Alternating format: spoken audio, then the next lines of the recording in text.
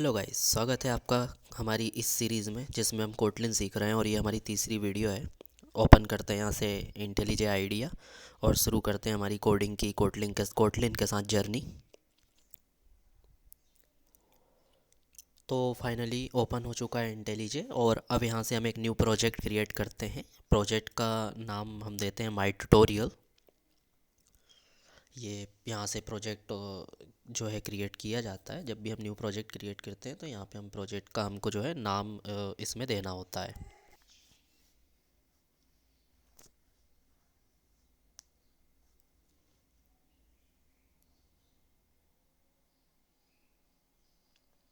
Okay, finally so project की हम location select कर लेते हैं जहाँ पे हमारा प्रोजेक्ट रहेगा, स्टोर होगा। तो इसकी जो लोकेशन अभी डी ड्राइव में यहाँ पे आ रही है, तो इसको चेंज करके हम यहाँ पर एक नया फ़ोल्डर क्रिएट कर लेते हैं और उस फोल्डर का नाम हम दे देते हैं माई डेमोस, जिसको हम सेलेक्ट करके लोकेशन दे देंगे तो हमारा ये जो प्रोजेक्ट है उसके अंदर क्रिएट होगा, जो हम फाइल मैनेजर से भी जाके देख सकते हैं विदाउट इंटेलीजे। ठीक है, सेलेक्ट कर लेता हूँ मैं अब इसको। अब यहाँ से मैं कंसोल एप्लीकेशन सेलेक्ट कर लेता हूँ। मल्टीपल टाइप के प्रोजेक्ट्स यहाँ से क्रिएट किए जा सकते हैं। हम सिंपल बना रहे हैं, हमें रिएक्ट वगैरह नहीं करनी है अभी, तो सेलेक्ट कर लेते हैं। यहाँ से मैं ये इंटेलिजे सेलेक्ट करूँगा सिंपल, और इसके बाद यहाँ से ये नेक्स्ट हम करेंगे तो प्रोजेक्ट हमारा जो है क्रिएट हो जाएगा। अभी लोकेशन तो आपको बता दिए, नेम भी, एंड ये यहाँ पे जेडीके हम सेलेक्ट कर सकते हैं, चाहें तो डाउनलोड भी कर सकते हैं। जेडीके 11 सेलेक्ट किया है और इंटेलिजे सेलेक्ट किया है मैंने यहाँ पर, और इस बाकी भी कर सकते हैं मेवन वगैरह जो नहीं करनी है। यहाँ पे कंसोल एप्लीकेशन, यहाँ पे कोटलिन। ठीक है, Kotlin name location console application select करनी है, इंटेलिजे सेलेक्ट करना है, और प्रोजेक्ट का एसडीके जो लाइब्रेरीज हमको गेट होंगी जिससे नेक्स्ट कर देंगे। नेक्स्ट करने के बाद यहाँ पे जो डिफ़ॉल्ट है उसको वही रहने दीजिए, चाहे तो आप 11 भी कर सकते हैं, जो भी आपको इसमें रखना हो कर सकते हैं। तो हम डिफ़ॉल्ट ही लेकर चलते हैं अभी फ़िलहाल। नेक्स्ट। अब यहाँ से हमारा जो है प्रोजेक्ट क्रिएट होगा, कुछ फाइल्स हैं जो इंपोर्ट होंगी इसमें क्रिएट होंगी, जिससे ये पूरा प्रोजेक्ट बिल्ड होकर रेडी हो जाएगा। Then we can code. जब तक ये बिल्ड की प्रोसेस कंप्लीट नहीं हो जाती वी हैव टू वेट। ठीक है, और ये कुछ फाइल्स हैं जो इंपोर्ट डाउनलोड होती हैं, इंपोर्ट यहाँ से जो है डाउनलोड होती हैं, प्रोसेस होती है और अनपैक होती है। ठीक है, तो ये प्रोसेस चलेगी, थोड़ी सी ये लंबी होती है। ये यहाँ पे कुछ एक्सप्लेनेशन मेरा वर्जन कंट्रोल से आप ले सकते हैं प्रोजेक्ट, और दूसरा आप ओपन डायरेक्ट जो बना हुआ प्रोजेक्ट है वो कर सकते हैं, और एक न्यू प्रोजेक्ट चाहे आप क्रिएट कर सकते हैं। सेम वही प्रोसेस है। ये सेटिंग होती है यहाँ पे इंटेलिजे की।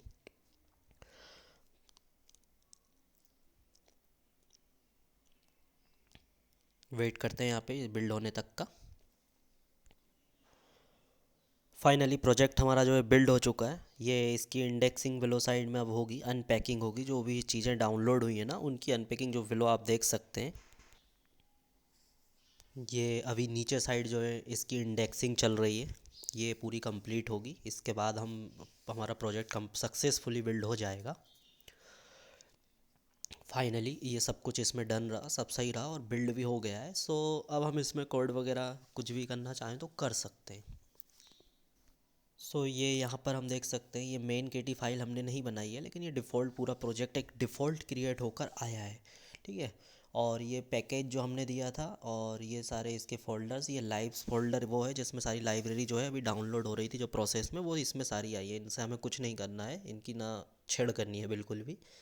और ये हमारा मेन फ़ोल्डर जो मैंने पिछली वीडियो में बताया था कि हमें जो भी फाइल क्रिएट करनी है इस मेन फोल्डर के अंदर ही करनी है, तो इसके अंदर मेन है, और उसके बाद अंदर एक और फोल्डर है कोटलिन। तो इस कोटलिन के फोल्डर के अंदर हम सारी फाइल्स क्रिएट करेंगे, और जो भी फाइल क्रिएट करेंगे वो इसके अंदर होगी, और उन्हें रन करेंगे तो वो वर्क करेंगी।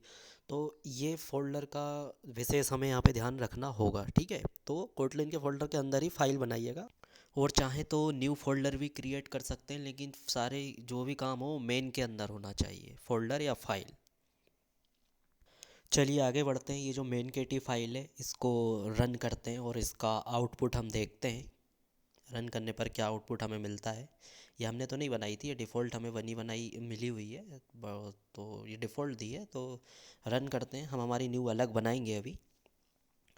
ये साइड में जो प्ले आइकन था इससे क्लिक करके रन किया, अब ये बिल्ड की प्रोसेस शुरू हो गई है।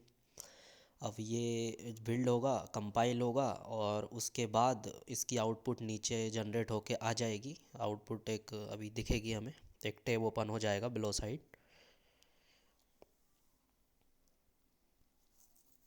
ठीक है, फाइनली प्रोसेस फिनिश हो गई है और यहाँ पे आउटपुट भी आ गई है। तो ये आउटपुट में हमें जो हेलो वर्ल्ड और प्रोग्राम आर्ग्यूमेंट्स मिला है, ये एक्चुअली में ऊपर कैसे आया है ये हम अभी प्रैक्टिकली करके देखते हैं। ये इनका आने का कारण था, ये प्रिंट एल एन के अंदर हेलो वर्ल्ड लिखा है तो ये यहाँ से प्रिंट हुआ है। और ये जो दूसरा प्रिंट एल एन लिखा हुआ है प्रोग्राम आर्ग्यूमेंट्स करके हमारा, ये इसकी वजह से प्रिंट हुआ है। तो चलिए आगे हम खुद हमारी एक आगे खुद कोड करके हम देखते हैं आखिर में ये सब हुआ कैसे था और ये क्या प्रोसेस थी। ठीक है, तो हम खुद ही करके ट्राई करते हैं, तभी हम पूरा समझ पाएंगे। ऐसा करते हैं, एक न्यू फाइल क्रिएट कर लेते हैं। इस फाइल को वैसे ही छोड़ देते हैं और एक न्यू फाइल हम कोटलिन के फोल्डर में जाके राइट क्लिक करेंगे और एक न्यू फाइल क्रिएट करेंगे। कोटलिन फाइल हम क्रिएट करेंगे, यहाँ पे ये विशेष एक ध्यान रखिएगा। माई लर्निंग नाम की एक फ़ाइल हम यहाँ पे क्रिएट कर लेते हैं। ठीक है, तो मैंने एक दूसरी न्यू फाइल क्रिएट की है। अब मैं इसमें कोड को देखूंगा कि मेरी आउटपुट कैसे मिली थी, तो मैं अपनी प्रैक्टिकली करके देखूंगा। ठीक है, तो अब मैंने इसमें एफ फन लिखा है, इसके बाद मैं मेन लिखता हूँ। स्मॉल में ही रहेंगी ये सारी चीज़ें, स्पेस दिया, फन स्पेस मेन, पैरेंथेसिस दोनों लगाए हैं और करली ब्रेसेस। ठीक है, यहाँ पर एक्चुअली में जो एफ यू एन है ना, ये कोटलिन का एक कीवर्ड है फ़न करके, है ना, तो इसको फ़न बोलते हैं और पूरा इसको बोलते हैं फंक्शन। तो हम इसको फ़न लिखते हैं और स्मॉल में लिखा जाता है, ये कीवर्ड होता है। इससे ये एनोटेट होता है कि मतलब ये इशारा करता है कि ये फंक्शन है। तो ये इसकी पहचान फंक्शन की हम कर सकते हैं अगर एफ यू एन फ़न लगा हुआ है तो। ठीक है, और ये जो मेन है पैरेंथेसिस और दो करली ब्रेसेस स्टार्ट एंड, ये एक्चुअली में स्टार्ट पॉइंट है हमारे कोड का। हम कुछ भी कोड करेंगे तो कोड को रन करने के लिए एक पॉइंट चाहिए होगा और वो स्टार्ट पॉइंट होता है ये फन मेन। ये सुपर फंक्शन है एक्चुअली, ये सबसे पहले कॉल होता है ना, और उसके बाद इसके अंदर जो है फंक्शनैलिटी जो भी करते हैं वो वर्क करती है। तो ये ज़रूरी है बनाना फ़न मेन, इसी के अंदर सारी कोडिंग होगी, इसी के अंदर से सारी फंक्शनैलिटी चलेगी। तो फ़न मेन लिखेंगे, इसके अंदर कोड करेंगे तो ही वो हमारा कोड वर्क करेगा। मतलब शुरुआत इसी से होगी, ओवरऑल कहना ये है। ठीक है, तो ये डिफ़ॉल्ट है, स्मॉल में इस तरीके से लिखना है। अब इसके अंदर हम फंक्शनैलिटी करेंगे। ये मैं यहाँ पे प्रिंट एल लिख रहा हूँ, तो अब इसके बारे में थोड़ा सा बता देता हूँ पहले।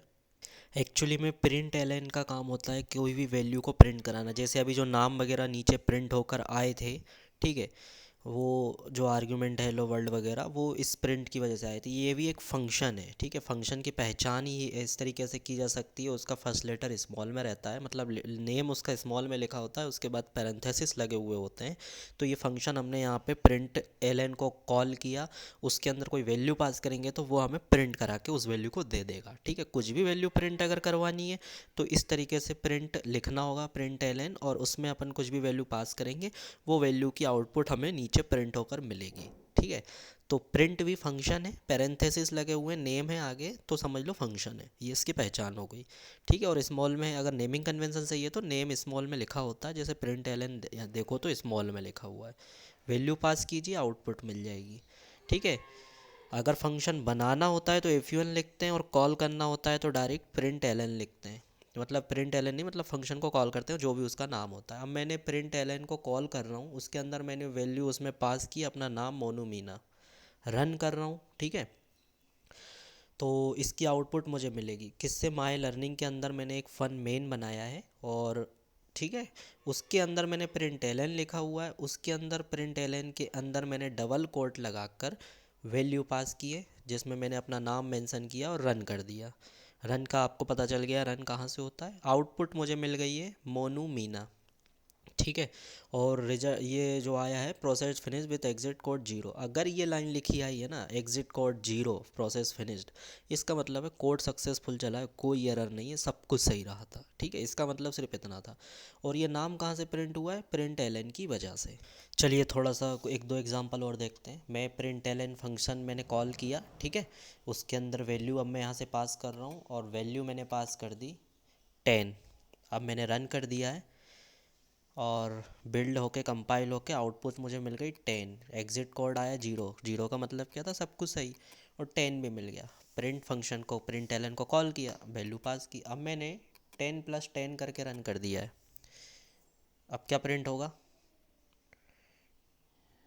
20। तो इसने करा क्या, यहाँ पे कैलकुलेशन करके हमें आउटपुट रिटर्न करा दी। प्रिंट एलन फंक्शन कॉल किया, और कोई वैल्यू अगर हमें कैलकुलेशन करनी है तो डबल कोट में नहीं करेंगे, अगर कोई नेम वगैरह प्रिंट कराना है तो हम डबल कोट के अंदर लिखेंगे। तो आज के लिए बस इतना ही, मिलते हैं अगली वीडियो में। और आज जो हमारी सीखने की चीज़ें थी, हमने सीखा प्रोजेक्ट बनाना, कैसे प्रोजेक्ट क्रिएट किया जाता है इंटेलिजे आइडिया में, ठीक है। और उसके बाद फाइल क्रिएट किस फोल्डर में कैसे की जाती है ये सीखा हमने, रन कैसे किया जाता है, कोड को कंपाइल करके चेक कैसे किया जाता है ये, और function fun main, F U N fun, function main जो जैसे कहते हैं, ये हमने सीखा। सुपर फंक्शन ये होता है जहाँ से कोड पूरा शुरू होता है, जिसके अंदर अभी हम कोड प्रिंट वैल्यूज़ करा रहे थे। अगर इसके बाहर कराते कुछ भी वैल्यू प्रिंट तो वो नहीं होती है ना, तो करली ब्रेसेस के अंदर ही किया जाता है कोड। तो नेक्स्ट वीडियो में हम सीखेंगे वेरिएबल्स, और इसके कोडिंग कहाँ कितनी कैसे की जाएगी, किस हिसाब से होती है, मतलब कह सकते हैं लाइफ साइकिल इनकी स्कोप की कहाँ कहाँ तक होती है। ये जो करली ब्रेसेस हैं, पैरेंथेसिस, इन चीज़ों को एक्सप्लेन बेटर हम नेक्स्ट वीडियो में करेंगे। इस वीडियो को ज़्यादा लंबा ना करते हुए यहीं ख़त्म करते हैं, है ना। ठीक है, वीडियो देखने के लिए बहुत बहुत धन्यवाद। Thank you so much.